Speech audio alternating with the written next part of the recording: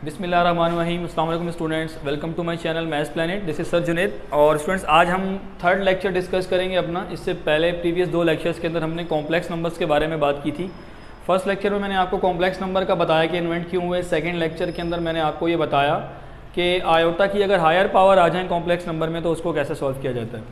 आज के इस वीडियो के अंदर हम बेसिक ऑपरेशंस डिस्कस करेंगे कॉम्प्लेक्स नंबर के। ये कॉम्प्लेक्स नंबर की डेफिनेशन लिखी हुई है और यहाँ मैंने आपको एक चीज़ बताई है ऑपरेशंस को डिस्कस करने से पहले कि अगर आपके पास z कोई भी कॉम्प्लेक्स नंबर है a प्लस आयोटा b, तो जब आप उसको किसी ऑर्डर पेयर की फॉर्म में लिखेंगे तो ऑर्डर पेयर में आप यहाँ से आयोटा को हटा देंगे और राउंड ब्रैकेट्स में इसको लिख देंगे। मतलब ऑर्डर पेयर के लिए राउंड ब्रैकेट ही यूज़ होता है। तो फॉर एग्जाम्पल, जैसे मेरे पास कोई नंबर है 3 + 5 आयोटा, तो स्टूडेंट्स अगर मैं इसको ऑर्डर पेयर की फॉर्म में लिखना चाहता हूँ तो मैं ऑर्डर पेयर की फॉर्म में इसको कैसे लिखूँगा, इसको मैं लिख दूँगा 3,5। और अगर यहाँ पे माइनस होगा मेरे पास 3 - 5 आयोटा, तो मैं यहाँ इस नंबर को माइनस में लिख दूंगा और राउंड ब्रैकेट में इसको हम लिख देंगे। तो इसी चीज़ को हम डिस्कस करेंगे आगे अपने ऑपरेशंस के अंदर। Basic operations on complex number. हमारे पास जो फर्स्ट ऑपरेशन है कॉम्प्लेक्स नंबर का, वो हम बात करेंगे एडिशन ऑफ कॉम्प्लेक्स नंबर की। देखिए, हमने एक नंबर लिया z1 a + आयोटा b और दूसरा नंबर हमने ले लिया z2 c + आयोटा d। जब हम इन दो नंबर्स को आपस में ऐड करेंगे z1 + z2, तो हमारे पास इन नंबर्स को आपस में ऐड करके लिख दिया हमने। तो हम किसी भी रियल पार्ट को रियल पार्ट में ऐड करेंगे और जब हम इमेजिनरी पार्ट को इमेजिनरी पार्ट के साथ लिखेंगे स्टूडेंट यहाँ पे, तो हमारे पास आयोटा क्या आ जाएगा, वो कॉमन आ जाएगा। यानी मैंने सिंपल कुछ भी नहीं किया, दोनों ब्रैकेट्स को ओपन करके पहले लिखा, ये वाले ब्रैकेट को ओपन किया, इस ब्रैकेट को ओपन किया, ए को मैंने इसी के साथ लिख दिया। यानी मैंने रियल पार्ट को रियल के साथ और इमेजिनरी पार्ट को इमेजिनरी के साथ, यहाँ से मैंने आयोटा कॉमन ले लिया। देन ये बन गया a + c और ये बन गया b + d। देन मैंने इसको लिख दिया ऑर्डर पेयर की फॉर्म में, आयोटा को मैंने यहाँ से हटा दिया और कॉमा लगा दिया। जिस तरह से मैंने आपको ये बताया कि माइनस जब यहाँ पे एज इट इज़ रहेगा और इसको ऑर्डर पेयर में लिखेंगे तो कॉमा आ जाएगा। तो a, b + c, d order pair की फॉर्म में इस तरह से आ जाएगा। इसके बाद हमारे पास है सब्ट्रैक्शन। a + आयोटा b एक नंबर है z1 और z2 हमने लिया c + आयोटा d। हमें इन दोनों को माइनस कराना है। तो माइनस कराने के लिए हम इन ब्रैकेट्स को ओपन करेंगे पहले। ये a + iota b as it is रहेगा, minus c - iota d, minus इसकी साइन को चेंज कर देगा। देन अगेन हम क्या करेंगे, रियल पार्ट को रियल के साथ लिखेंगे, इमेजिनरी पार्ट को इमेजिनरी के साथ। तो यहाँ आप देख सकते हैं स्टूडेंट्स, b और d को जब मैं एक साथ लिखूंगा तो आयोटा यहाँ पे कॉमन आ जाएगा और ये बन जाएगा b - d। अच्छा, इसके बाद ये वाला जो पार्ट है रियल पार्ट है और ये वाला पार्ट इमेजिनरी पार्ट है। अब इमेजिनरी पार्ट में जब हम आयोटा हटाते हैं तो ऑर्डर पेयर में लिखते हैं। देन ये ऑर्डर पेयर में लिखा तो यहाँ से आयोटा को हमने ख़त्म कर दिया। तो इस तरीके से हमारे पास यहाँ पे स्टूडेंट 2 फॉर्मूले जनरेट हुए। फर्स्ट वन हमारे पास एडिशन के लिए ये वाला होगा और सब्ट्रैक्शन के लिए हम ये वाला फॉर्मूला यूज़ करेंगे। इसको भी हम ऑर्डर पेयर में लिख सकते हैं, a, b - c, d। तो ये भी ऑर्डर पेयर की फॉर्म में इस तरह से लिखा जाएगा। ये हमारे पास आ गया सेकेंड फार्मूला।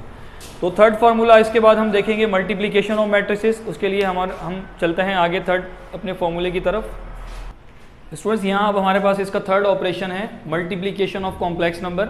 हमने यहाँ पे इसी तरीके से z1 लिया एक नंबर a + आयोटा b और z2 हमने दूसरा नंबर लिया c + आयोटा d।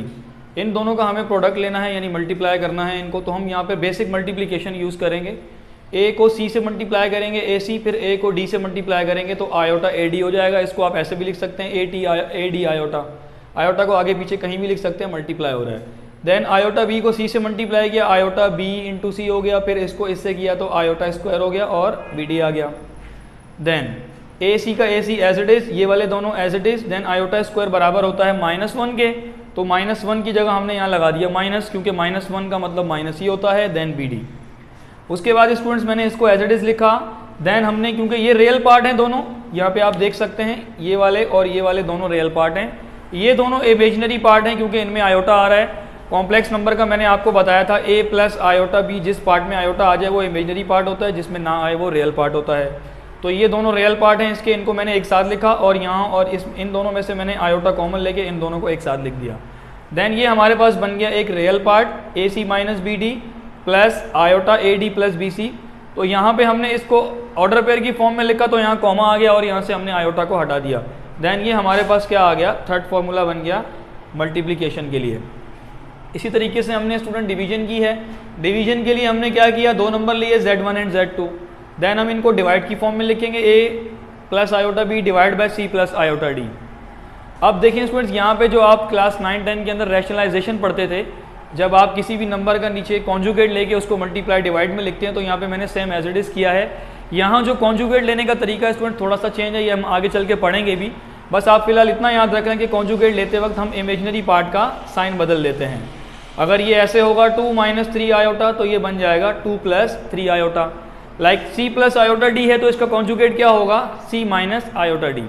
इसी को हमने क्या किया? मल्टीप्लाई डिवाइड कर दिया। देन हमने यहाँ ऊपर बेसिक सिंपल मल्टीप्लिकेशन यूज़ किया, सिंपल बेसिक मल्टीप्लिकेशन।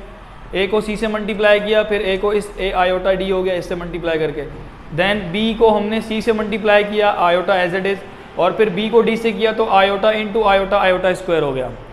इन दोनों पे हमने डिफरेंस फार्मूला यूज़ कर लिया, C + iota D, C - iota D। वही आपका जाना पहचाना डिफरेंस फार्मूला, A² - B² बराबर होता है A + B and into A - B के। तो हमने A² - B² लिख दिया इसको। देन ये C² हो गया, आयोटा का स्क्वायर हो गया -1 के इक्वल, देन D का स्क्वायर हो गया AC। देन अब यहाँ देखें आप माइनस माइनस प्लस हो गया, तो ये वाला पार्ट और ये वाला पार्ट दोनों रियल पार्ट हैं, इनको एक साथ लिख दिया। लाइक ये वाला पार्ट और ये वाला पार्ट दोनों इमेजिनरी पार्ट हैं, तो मैंने यहाँ से आयोटा कॉमन लेके फर्स्ट प्लस को लिखा, सेकंड माइनस को लिख दिया। देन ये वाला कंप्लीट पार्ट आपके पास क्या बन गया? रियल पार्ट बन गया, और ये वाला पार्ट आपके पास इमेजिनरी पार्ट बन गया, जबकि नीचे माइनस माइनस प्लस होके C² D² आ गया। उसके बाद हमने क्या किया स्टूडेंट्स, इनको हमने ऑर्डर पेयर की फॉर्म में लिख दिया और यहाँ से आयोटा को हमने रिमूव कर दिया।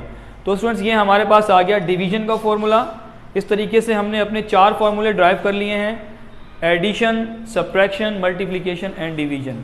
स्टूडेंट्स आई होप कि आपको आज का लेक्चर समझ में आया होगा। इंशाल्लाह नेक्स्ट लेक्चर के अंदर हम कॉन्जुगेट, मॉडुलस और इस ऑपरेशन से रिलेटेड जितने भी हमारी एक्सरसाइज में क्वेश्चन है उनको डिस्कस करेंगे। तब तक के लिए थैंक यू सो मच। अल्लाह हाफिज़।